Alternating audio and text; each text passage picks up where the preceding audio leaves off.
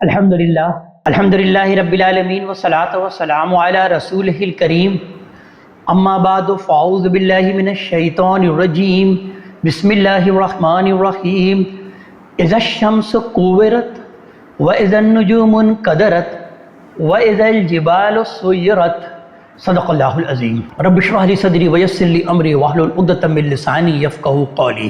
اللہ تبارک تعالیٰ کے بابرکت نام سے آج ہم قرآن حکیم کی 81ویں سورت سورہ التکویر کے متعلق آغاز کر رہے ہیں۔ سورہ التکویر اور اس سے اگلی سورت سورہ الانفطار، یہ دونوں صورتیں آپس میں اپنے مضمون کے لحاظ سے جوڑا ہیں، اس اعتبار سے کہ سورہ تکویر میں اللہ تبارک تعالیٰ نے قرآن کی حقانیت سے استدلال کیا ہے، جبکہ سورہ انفطار میں اللہ تبارک تعالیٰ نے انسان کی خلقت میں جو اللہ تعالیٰ کی نشانیاں ہیں اس سے در حقیقت استدلال کیا۔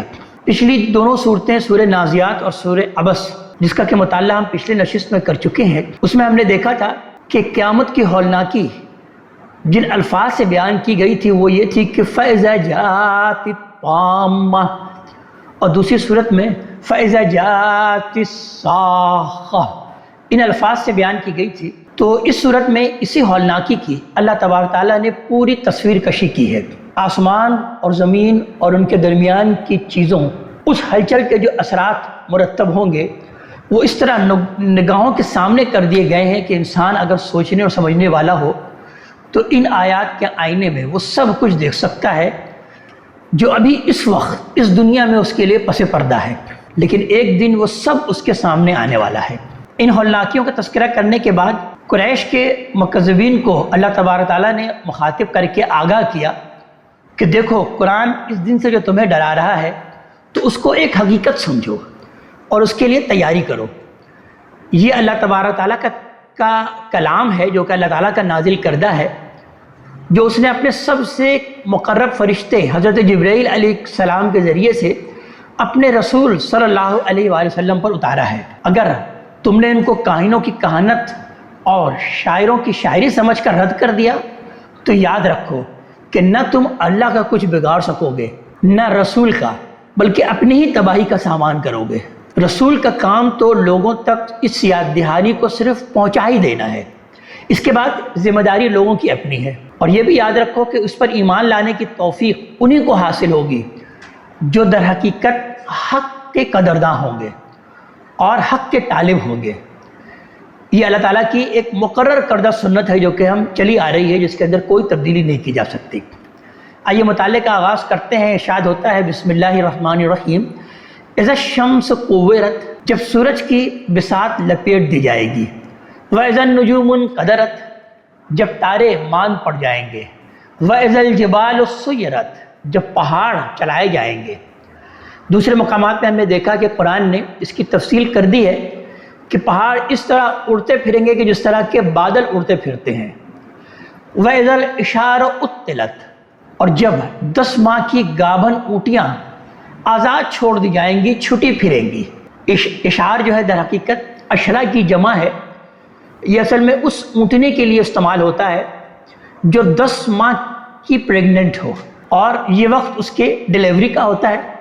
اس طرح کی اونٹنیاں قدرتی طور پر ان کے مالکوں کو بہت عزیز ہوتی تھیں اور وہ ان کی نگہداشت میں، ان کے حفاظت میں اس کا خاص اہتمام کرتے تھے۔ تو قرآن در حقیقت ان عظیم چیزوں کی بے صفاتی کی بات، یہ محبوب چیزوں کی بے وقتی کا ذکر کرنے کے لیے انہی اونٹنیوں کو ایک مثال کے طور پر پیش کیا کہ اس دن کی افراتفری اور نفسا نفسی کا یہ عالم ہوگا کہ لوگ اپنی عزیز سے عزیز چیزوں کو بھی، اس کے معاملے میں بھی انہیں کچھ ہوش نہیں رہے گا، اس کو بھی ایسے ہی چھوڑ دیں گے۔ آزاد اونٹنیاں یوں ہی آزاد چھٹی پھریں گی۔ آگے ارشاد ہوا کہ وَإِذَا الْوُحُوشُ حُشِرَتْ، اور جب وحشی جانور اپنی دشمنیاں سب بھلا کر ایک ہی جگہ اکٹھے ہو جائیں گے، یعنی انسان تو انسان اس دن کی ہولناکی وحشی جانوروں پر بھی یہ حالت طاری کر دے گی۔ اور پھر بیان ہوا کہ وَإِذَا الْبِحَارُ سُجِّرَتْ، اور جب سمندر ابل پڑیں گے۔ اب اس کے بعد یہاں سے آگے قیامت کے دوسرے مرحلے کا ذکر شروع ہوتا ہے، یعنی ظہور قیامت کے بعد جو حالات پیش آئیں گے اللہ تعالیٰ اس کو اب یہاں بیان کر رہے ہیں کہ وَإِذَا النُّفُوسُ زُوِّجَتْ، اور جب جانوں کے جوڑ ان کے عمل کے لحاظ سے باندھ دیے جائیں گے، بندھیں گے۔ یہ وہی بات ہے جو ہم سورہ واقعہ میں پڑھ چکے، اس کی آیت نمبر 7 میں کہ وَكُنْتُمْ أَزْوَاجًا ثَلَاثًا، تم 3 گروہوں میں تقسیم کر دیے جاؤ گے، یعنی عقیدہ اور عمل کے لحاظ سے لوگ الگ الگ گروہوں میں تقسیم کر دیے جائیں گے۔ وَإِذَا الْمَوْءُودَةُ سُئِلَتْ، اور جب اس سے جو زندہ گاڑی گئی تھی پوچھا جائے گا، سوال کیا جائے گا کہ بِأَيِّ ذَنبٍ قُتِلَتْ، کہ وہ کس گناہ پر قتل کی گئی، کس گناہ پر وہ ماری گئی۔ یہ ہم جانتے ہیں کہ عرب جاہلیت میں بعض اجٹ اور سنگ دل باپ کبھی تنگ دستی یا فقر کے اندیشے میں اور کبھی اس غیرت میں کہ کوئی شخص ان کا داماد بنے گا، اپنی بیٹیوں کو زندہ قبروں میں دفن کر دیتے تھے۔ یہ در حقیقت اسی جاہلیت کی طرف اشارہ اللہ تبارک تعالیٰ نے کیا ہے۔ اس سے مقصود اس بات کی طرف توجہ دلانا ہے کہ قیامت کے دن سب سے پہلے داد رسی کے مستحق وہ معصوم لوگ ہوں گے، وہ مظلوم لوگ ہوں گے جو ان لوگوں کے ہاتھوں ظلم کا شکار ہوئے کہ جنہیں اللہ نے ان کا محافظ بنایا تھا۔ پھر ارشاد ہوا کہ وَإِذَا الصُّحُفُ نُشِرَتْ، اور جب اعمال نامہ یعنی دفتر کھولے جائیں گے اور اس کے نتیجے میں لوگوں کے اعمال ناموں میں لکھا ہوا ان کا سارا کچا چھٹا ان کے سامنے آ جائے گا۔ وَإِذَا السَّمَاءُ كُشِطَتْ، اور جب آسمان کی کھال کھینچ لی جائے گی۔ کشطت کا لفظ یہاں استعمال ہوا ہے، یہ در حقیقت اونٹ کی کھال کھینچ لینے کے لیے یہ عربی زبان میں ایک معروف لفظ ہے۔ کھال اتار لینے کے بعد جو ذبیحہ ہوتا ہے اس کا گوشت سرخ رنگ کا نظر آتا ہے۔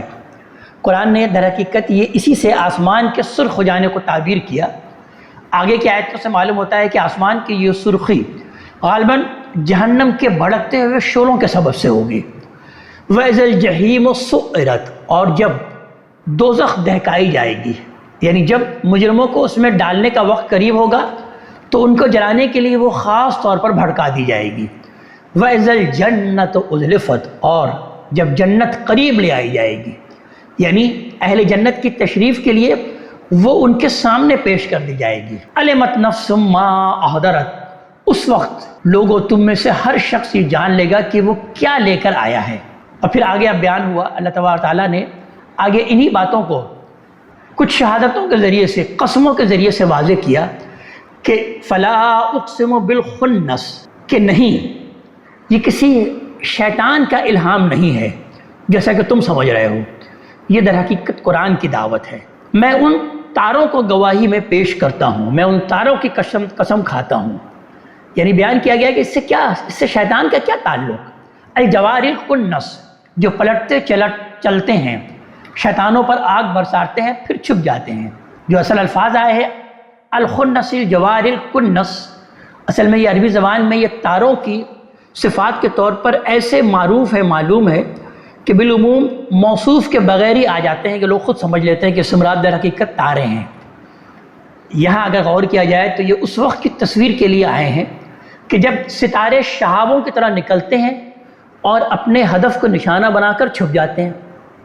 ملائے اعلیٰ کے راستوں پر جنوں کی دراندازی روکنے کے لیے یہ اہتمام عام حالات میں بھی ہوتا ہے، لیکن سورہ جن میں قرآن نے واضح فرمایا ہے کہ اس کے زمانے کے نزول میں اس کی نوعیت ایسی غیر معمولی تھی کہ جنہوں نے اسے دیکھا تو ان کو خیال ہوا کہ دنیا والوں کے ساتھ یقیناً کوئی اہم معاملہ ہونے والا ہے۔ قرآن نے یہاں اسی اہتمام کو شہادت میں پیش کر کے فرمایا ہے کہ وہ جہاں سے نازل ہو رہا ہے وہاں کسی جن اور کسی شیطان کے لیے رسائی کا کوئی امکان نہیں ہے۔ اس لیے ہوش کے ناخن لو، اللہ کی یہ کتاب یقیناً وحی الہی ہے، اسے ہرگز کسی شیطان کا القاء قرار نہیں دیا جا سکتا۔ آگے بیان ہوا کہ وَاللَّيْلِ إِذَا عَسْعَسَ، اور رات، یعنی رات کو میں گواہی میں پیش کرتا ہوں، رات کی میں قسم کھاتا ہوں جب وہ پیچھے ہٹ جاتی ہے۔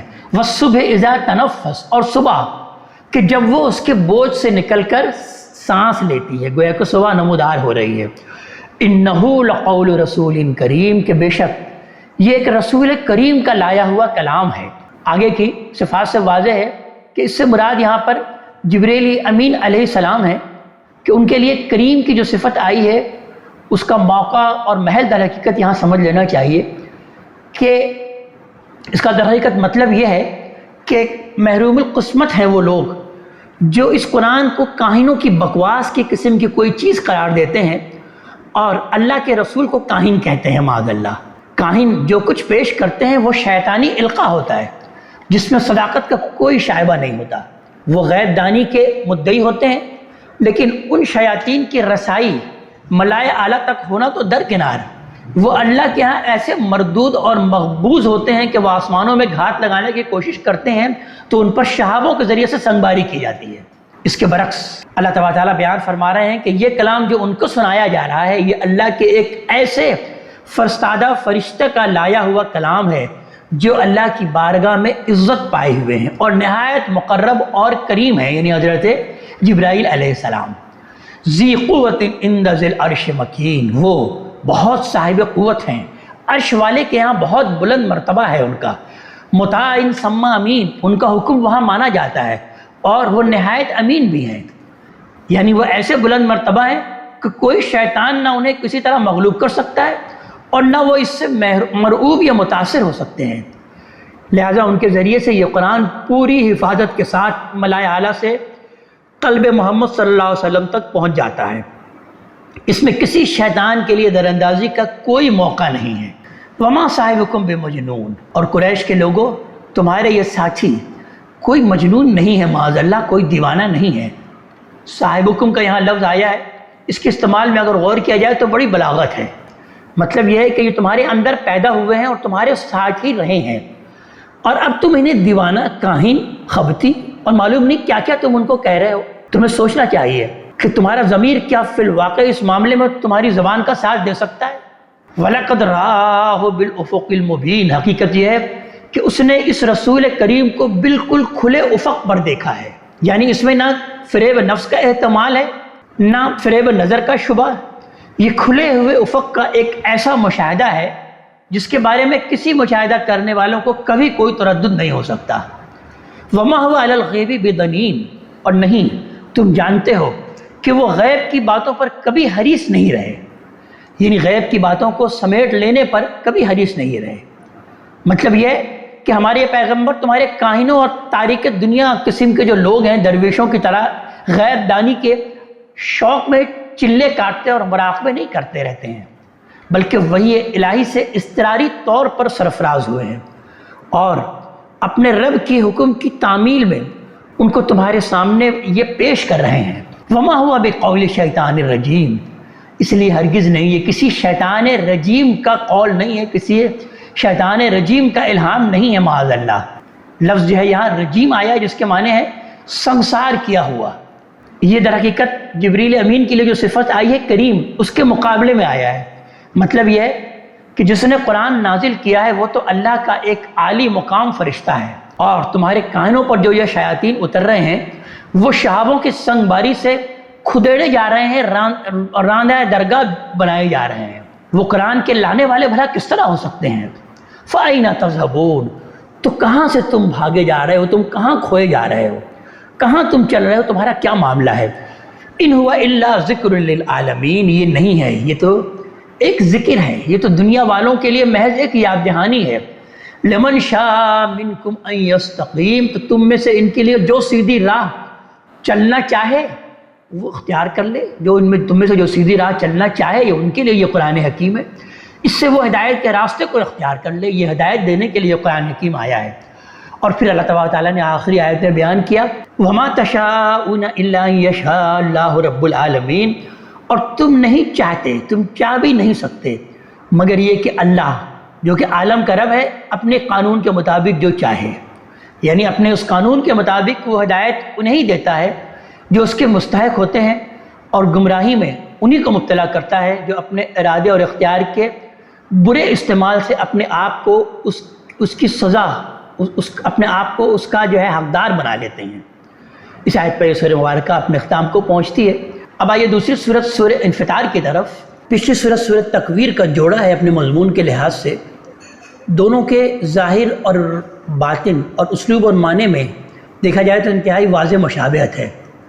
جس طرح سورۃ تکویر میں پہلے اس ہلچل کی تصویر کھینچی گئی جو قیامت کے ظہور کے وقت آسمانوں اور زمینیں برپا ہوگی، اسی طرح اس سورت کا آغاز بھی اسی ہولناکی کے ذکر سے ہوا. دونوں میں دیکھا جائے تو اصل مدعا بھی تقریباً ایک ہی طرح کے الفاظ میں بیان ہوا سورہ تکویر میں ہم نے دیکھا کہ قیامت کی ہولناکی کی تصویر کے بعد اللہ تبارک تعالیٰ نے فرمایا کہ علمت نفس ما احضرت. اسی طرح اس صورت میں ٹھیک اسی مقام پر اللہ تعالیٰ نے فرمایا کہ علمت نفس ما قدمت و اخرت. اس دن ہر جان دیکھ لے گی جو اس نے آگے بڑھایا اور پیچھے چھوڑا. سلف سے بھی یہ بات منقول ہوئی ہے کہ جس کو ہولناکی قیامت کی تصویر دیکھنی ہو وہ ان دو صورتوں کا مطالعہ کر لے. دونوں صورتوں میں اصل مخاطب وہ اغنیاء اور متکبرین ہیں جو قرآن کے انذار کو اس وجہ سے خاطر میں نہیں لا رہے تھے کہ ان کو اپنے قلعوں اور حصاروں میں دراڑ پڑنے کا کوئی اندیشہ نہیں تھا. اس سورہ انفطار میں استدلال خالق کے کائنات کی صفات خلق، اس کی خلاقی، اس کی قدرت، اس کی حکمت، اس کے عدل اور رحمت سے کیا گیا ہے. یعنی انسان کی خلقت کے اندر اللہ تعالیٰ کی قدرت اور رحمت کی جو نشانیاں ظاہر ہیں ان کا تقاضا یہ ہے کہ وہ ایک انصاف کا دن، ایک جزا و سزا کا دن بھی لے کے آئے جس میں وہ اپنے نیکوکاروں اور وفادار بندوں کو انعام اور نافرمانوں اور سرکشوں کو سزا دے. ایک ایسے دن کا آنا یقیناً لازمی ہے اور اللہ تعالیٰ کے لیے یہ کام ذرا بھی دشوار نہیں. آئیے مطالعے کا آغاز کرتے ہیں. ارشاد ہوتا ہے بسم اللہ الرحمن الرحیم اذا السماء انفطرت. جب آسمان پھٹ جائے گا، یعنی جب قیامت کی ہلچل پڑے گی تو یہ آسمان جو اس وقت ایک محکم چھت کی صورت میں دکھائی دیتا ہے اس میں شگاف ہی شگاف نظر آئیں گے. اس کی صورت کیا ہوگی اس کی صحیح تصویر آج نہیں کی جا سکتی، لیکن اس کی یاد دہانی اس لیے فرمائی گئی ہے کہ جو یہ اغنیاء اور مستکبرین اپنے قلعوں اور گڑیوں کے اعتماد پر بالکل نچنت ہیں، سمجھتے ہیں کہ انہوں نے جو کچھ بنا رکھا ہے وہ ان کو ہر خطرے سے محفوظ رکھنے کے لیے کافی ہے. ان کو جھنجھوڑا جائے کہ قیامت کی ہلچل ایسی ہوگی کہ تمہارے بنائے ہوئے گھروندوں کا تو کیا ذکر، اس پورے عالم کی یہ محکم چھت جس میں تم ڈھونڈے سے بھی کوئی رکھنا نہیں پا سکتے، بالکل رکھنا ہی رکھنا اور شگاف ہی شگاف بن کر رہ جائے گی. آیت نمبر 2 میں بھی بیان ہوا ہے کہ وَإِذَا الْكَوَاكِبُ انتَثَرَتْ. جب ستارے بکھر جائیں گے. وَإِذَا الْبِحَارُ فُجِّرَتْ. جب سمندر پھوٹ بہیں گے. وَإِذَا الْقُبُورُ بُعْثِرَتْ. جب قبریں کھود دی جائیں گی. عَلِمَتْ نَفْسٌ مَّا قَدَّمَتْ وَأَخَّرَتْ. اس وقت لوگوں تم میں سے ہر شخص یہ جان لے گا کہ اس نے کیا آگے بھیجا ہے اور کیا پیچھے چھوڑا ہے. یعنی وہ کیا کرتوت ہیں جو اس نے آگے بھیجے اور کرنے کے کیا کام تھے جن کی حسرتیں وہ دنیا میں پیچھے چھوڑ آیا ہے. اس لیے ارشاد ہوا کہ یا ایھا الانسان، اے انسان تو اس حقیقت کو نہیں مانتا تو تعجب ہے. ما غرک بربک الکریم. تجھے کس چیز نے تیرے رب کریم کی طرف سے دھوکے میں ڈال دیا ہے. یعنی کیا اس چیز نے دھوکے میں ڈال دیا ہے کہ وہ ایسا کریم ہے کہ تمہاری سرکشی پر فوراً تمہیں نہیں پکڑتا. یہی بات ہے تو حقیقت یہ ہے کہ تم نے بہت سخت دھوکہ کھایا ہے. الذی خلقک فسواک فعدلک. جس نے تجھے بنایا پھر تیرے نوک پلک سنوارے پھر تجھے بالکل متناسب کیا. فی ای صورت ما شاء رکبک. اس طرح کہ جس صورت میں تجھ کو چاہا جوڑ دیا. مطلب یہ ہے کہ جس رب کی یہ قدرتیں اور عنایتیں دیکھتے ہو اس کے بارے میں کس طرح سوچتے ہو کہ تمہارے نیکوکاروں اور بدکاروں میں وہ امتیاز نہیں کرے گا اور اس امتیاز کے لیے مرنے کے بعد تمہیں اٹھانا چاہے گا تو اٹھا نہیں سکے گا. کلا، ہرگز نہیں. اس دن کے بارے میں جو کچھ تم کہتے ہو اس کی ہرگز کوئی بنیاد نہیں. بل تکذبون بالدین. بلکہ حقیقت یہ ہے کہ تم جزا و سزا کے دن کو جھٹلاتے ہو. یہاں یہ بات یاد رکھیے کہ بعض اوقات انسان جھٹلانا چاہتا تو کسی اور چیز کو ہے لیکن اس کے خلاف کچھ کہنے کی گنجائش نہیں پاتا. اس وجہ سے بعض غیر متعلق سوالات چھیڑتا ہے تاکہ اس کے بعد میں کچھ شبہات پیدا کرنے کی راہ کھلے. قریش کے منکرین اسی طرح کی الجھن میں گرفتار تھے. وہ جانتے تھے کہ جزا و سزا کو جھٹلانا ایک حقیقت کو جھٹلانا ہے لیکن اس کو ماننے کے لیے بھی تیار نہیں تھے. اس وجہ سے بعض بناوٹی شبہات کی آڑ لے کر یہ نمائش کرنے کی کوشش کرتے تھے کہ گویا ان کے پاس کچھ دلائل ہیں جن کی بنا پر وہ قرآن کے انذار کو نہیں مان رہے. آگے ارشاد ہوا آیت نمبر 10 میں کہ وَإِنَّا عَلَيْكُمْ لَحَافِظِينَ. درحال ہے کہ تم پر نگراں مقرر ہیں. اس لیے اس مغالطے میں نہ رہو کہ تمہاری خلوت و جلوت سے کون واقف ہو سکتا ہے کہ ایک دن تمہارا محاسبہ وہ کر سکے گا. اور پھر وہ جو نگراں مقرر ہیں اس کی صفات بیان ہوئی کہ کرامن کاتبین، بڑے معزز لکھنے والے. یہاں پہ جو لفظ ہے وہ کرامن استعمال ہوا ہے. اس سے مقصود اس حقیقت کی طرف توجہ دلانا ہے کہ وہ جس کام پر مامور ہیں اسے نہایت فرض شناسی سے انجام دیتے ہیں، نہ اس میں کوئی تساہل برتتے ہیں، نہ کسی کے دباؤ میں آ کر جانبداری کا کوئی شائبہ اس میں آنے دیتے ہیں۔ یعلمون ما تفعلون، وہ جانتے ہیں جو کچھ بھی تم کرتے ہو، یعنی تمہارے ہر قول اور فعل سے واقف ہوتے ہیں۔ سورہ قاف میں ان کے بارے میں مزید وضاحت ہے کہ یہ در حقیقت دو فرشتے ہیں جو دائیں اور بائیں طرف نگرانی کر رہے ہیں۔ اب آگے جو ہے جو بات بیان کی جا رہی ہے اس میں در حقیقت یہ جو اوپر ابھی جس اہتمام اور انتظام کا ذکر ہے اس کا نتیجہ اللہ تعالیٰ نے بیان کیا کہ وہ جب اس طرح تمہاری نگرانی کر رہے ہیں تو کیسے ہو سکتا ہے کہ نیک اور بد کے ساتھ ایک ہی طرح کا معاملہ کرے؟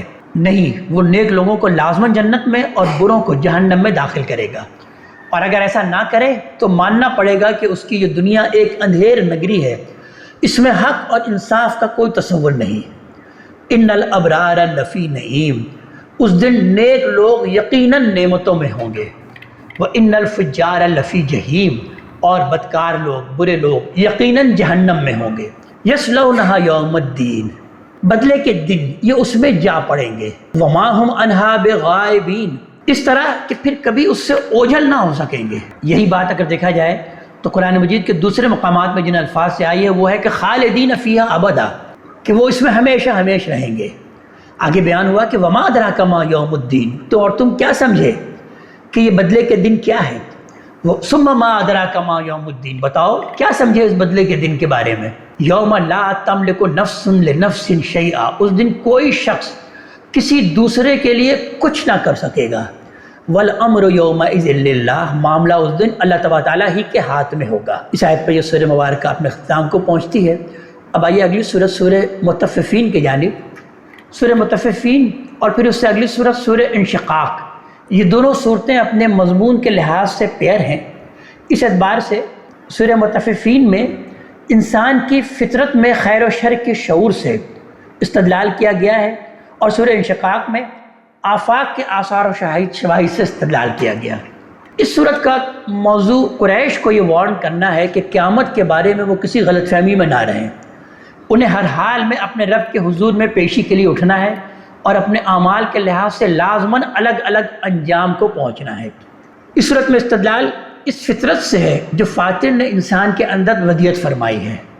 ہر شخص دیکھتا ہے کہ جو دوسروں کے لیے ناپ اور تول میں بے ایمانی کرتا ہے، جب دوسرے اس کے ساتھ یہی معاملہ کرتے ہیں تو وہ چیختا ہے اور فریاد کرتا ہے۔ قرآن نے اس صورت میں انسان کی اسی فطرت کو شہادت میں پیش کر کے یہ تذکیر فرمائی ہے کہ اللہ تعالیٰ خود عادل ہے، اور اس نے اپنے بندوں کے اندر بھی عدل اور خیر کی محبت ودیعت فرمائی ہے۔ اس وجہ سے لازمی ہے کہ وہ ایک ایسا دن لائے جس میں ان لوگوں کو بھرپور انعام دے جو اپنی فطرت کی اس نور کی قدر کریں، اور ان لوگوں کو سزا دے جو اس کی بے حرمتی کریں۔ آئیے مطالعے کا آغاز کرتے ہیں۔ ارشاد ہوتا ہے بسم اللہ الرحمن الرحیم، ویل للمطففین، تباہی ہے ڈنڈی مارنے والوں کے لیے۔ یہ جملہ محض خبریہ نہیں ہے، اس میں صرف کوئی خبر نہیں بیان کی گئی بلکہ اس میں ایک لعنت کا مضمون بھی چھپا ہوا ہے۔ الذین اذا اکتالوا علی الناس یستوفون، یہ جو لوگوں سے لیتے ہیں تو پورا پورا لیتے ہیں، واذا کالوہم اذا وزنوہم یخسرون، اور جب ان کے لیے ناپتے ہیں یا تولتے ہیں تو ان میں ڈنڈی مارتے ہیں۔ ڈنڈی مارنے والوں کے لیے اس صفت سے صاف واضح ہے کہ صورت میں مجرد ناپ تول کی کمی زیر بحث نہیں ہے، بلکہ ایک خاص کردار کی طرف اشارہ مقصود ہے جو دوسروں کے لیے ناپنے اور تولنے میں تو ڈنڈی مارتے ہیں مگر ان سے لینے میں بڑے حساس ہو، اور ہرگز نہیں چاہتے کہ اس کے لیے کوئی چیز تولی جائے تو اس میں رتی برابر بھی کمی کی جائے۔ قرآن نے اسی کردار کو یہاں اپنے اس دعوے پر شہادت کے لیے پیش کیا ہے کہ انسان اپنے اندر خیر و شر میں امتیاز کا شعور رکھتا ہے، انہیں ہرگز برابر نہیں سمجھتا۔ ظلم اور انصاف کے درمیان فرق کو وہ اچھی طرح سمجھتا ہے۔ عدل کے ساتھ محبت اور ظلم سے نفرت اس کی فطرت میں ودیعت ہے، لہذا وہ اس بات پر کبھی راضی نہیں ہو سکتا کہ ظالم اور عادل کے ساتھ ایک ہی طرح کا معاملہ کیا جائے، بلکہ پوری شدت کے ساتھ چاہتا ہے کہ دونوں کے ساتھ الگ الگ معاملہ ہونا چاہیے۔ قرآن اسے توجہ دلاتا ہے اور تعجب کے اسلوب میں پوچھتا ہے کہ اپنی فطرت کی اس شہادت کے باوجود وہ کیسے یہ گمان رکھتا ہے کہ ظالم اور عادل دونوں مر کر مٹی ہو جائیں گے اور ان کا رب ان کے اعمال کے لحاظ سے انہیں کوئی جزا یا سزا نہیں دے گا۔ اس لیے پھر آگے بیان ہوا کہ الا یظن اولئک انہم مبعوثون، کیا یہ نہیں سمجھتے کہ ایک دن ضرور اٹھائے جائیں گے، لیوم عظیم، ایک بڑے دن کی حاضری کے لیے، یوم یقوم الناس لرب العالمین، اس دن جب لوگ جہانوں کے رب کے حضور میں پیشی کے لیے اٹھیں گے، یعنی کسی عام ہستی کے سامنے نہیں بلکہ اللہ تبارک تعالیٰ کے سامنے رب العالمین کے حضور میں پیشی کے لیے اٹھیں گے، تو اندازہ کر سکتے ہیں کہ اس کے لیے جو دن مقرر کیا گیا ہے اس کی عظمت اور اہمیت کیا ہے۔ پھر آگے ارشاد ہوا کہ یہ کہتے ہیں کہ اس دن انجام سب برابر ہوں گے، تو اللہ تعالیٰ نے بیان فرمایا کلا، ہرگز نہیں، یعنی جانتے ہیں کہ خیر اور شر برابر نہیں ہو سکتے۔ ناپ تول میں ان کا رویہ گواہی دیتا ہے کہ اس کا شعور ان کی فطرت میں ودیعت ہے، لیکن پھر بھی کہتے ہیں کہ نیک اور بد کا انجام ایک ہی ہوگا۔ ان کتاب الفجار لفی سجین، فجاروں کا، نافرمانوں کا نامہ اعمال یقیناً سجین میں ہوگا۔ یہ لفظ یہاں اپنی لغوی مفہوم میں نہیں آیا بلکہ ایک نام کے طور پر آیا ہے، لہٰذا آگے قرآن نے خود وضاحت کر دی کہ یہ سجین کیا ہے، کہ وما ادراک ما سجین، اور تم کیا سمجھے کہ سجین کیا ہے؟ کتاب مرقوم، ایک دفتر ہے لکھا ہوا، ویل یومئذ للمکذبین، تباہی ہے اس دن جھٹلانے والوں کے لیے، الذین یکذبون بیوم الدین، یہ جو بدلے کے دن کو جھٹلا رہے ہیں، وما یکذب بہ الا کل معتد اثیم، اور حق یہ ہے کہ اس کو وہی جھٹلاتا ہے جو حد سے بڑھنے والا، حق تلفی کرنے والا ہے۔ مطلب یہ ہے کہ قیامت کو کوئی شخص علم اور عقل کی بنیاد پر نہیں جھٹلا سکتا، اسے جھٹلانے کے لیے جرأت وہی لوگ کر سکتے ہیں جو دنیا میں ظلم اور عدوان کا رویہ اختیار کر کے اپنی فطرت کو بالکل مسخ کر چکے ہیں۔